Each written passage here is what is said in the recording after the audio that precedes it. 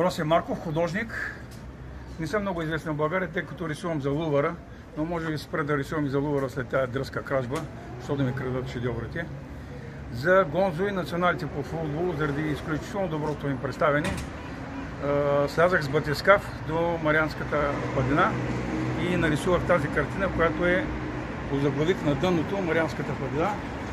Значи, това е над 11 000 метра.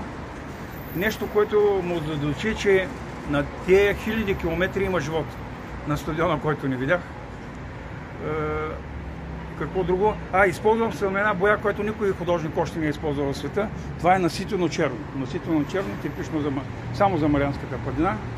Преди време пак в такъв период на футбол всички отбори си имат прозвища. Тупчиите, белия балет и така нататък. Аз нашия национал ги бях нарекал Охлювите и в самата централа в София занесах 11 охлюва. Бях готов да ги посоча и поименно, но не го направих.